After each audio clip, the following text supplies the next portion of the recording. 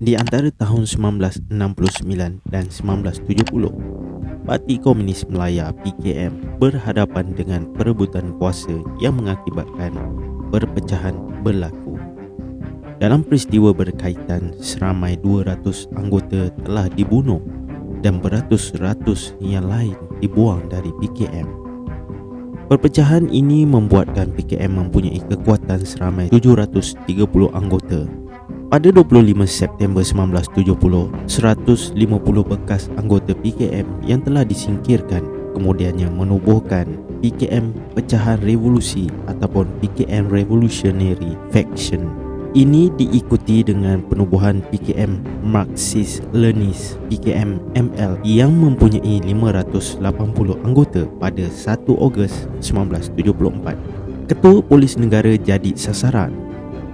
Pada ketika itu, PKM-ML menerima tekanan di sempadan Thailand dan Malaysia daripada gabungan pasukan keselamatan kedua-dua negara ini. Namun, para pemimpin pasukan ini tahu bahawa tekanan ini boleh dikurangkan dengan menyingkirkan perancangan dalam jawatan kuasa sempadan umum Thai Malaya.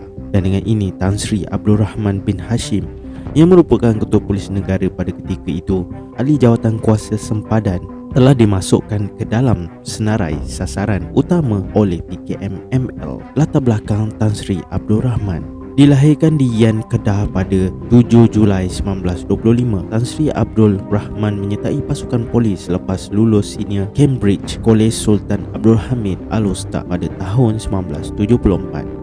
Beliau kemudiannya dilantik sebagai seorang pegawai polis negeri Kedah pada 17 Oktober 1941 dan dinaikkan pangkat menjadi penolong penguasa polis menjelang tahun 1952. Pada tahun 1953, Tan Sri Abdul Rahman terlibat dalam kursus siasatan jenayah di Mill-Meads, England dan sekali lagi dihantar menyertai kursus pegawai kanan di Royton-on-Dams Moor, England selama 6 bulan pada September 1957.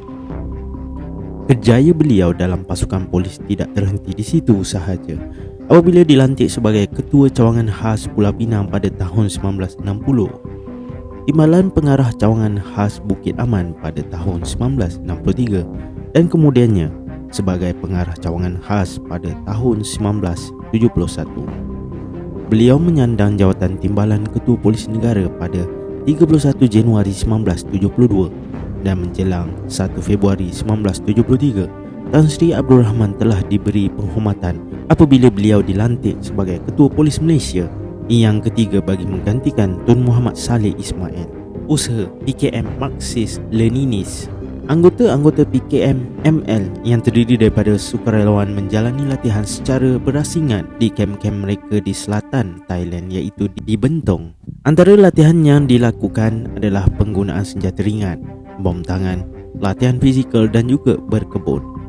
Walaupun berkebun tidak dilihat sebagai salah satu latihan ketenteraan, namun ia bertujuan untuk menjadikan kulit anggota-anggota PKM-ML lebih gelap disebabkan terdedah pada sinaran matahari. Ini kerana mereka berbangsa Cina dan kulit yang putih dan PKM-ML tidak mahu mencetuskan kemarahan orang-orang Melayu disebabkan penubuhan yang dirancang ini. Mereka bimbang ini akan membuatkan orang Melayu membalas dendam terhadap orang Cina.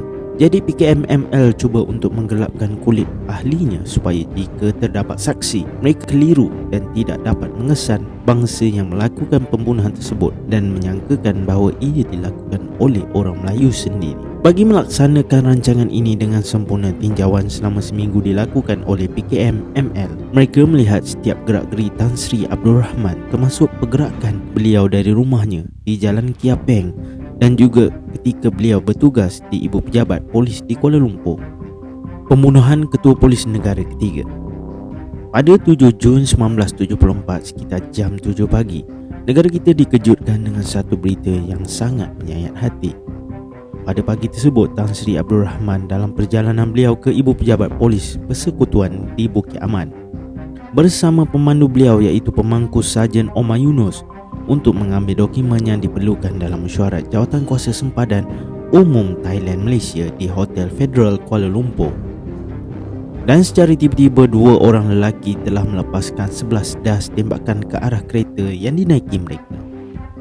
Daripada 11 das tembakan itu, 7 daripadanya mengenai tubuh Ketua Polis Negara di bahagian bahu rusuk dan bergigi.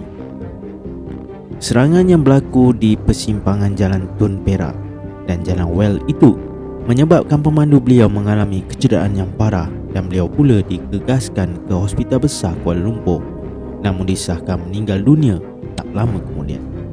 Dua penyerang tersebut dipercayai merupakan anggota subversi komunis iaitu Lim Wong Chung berusia 21 tahun dan juga Ngafu Nam berusia 23 tahun.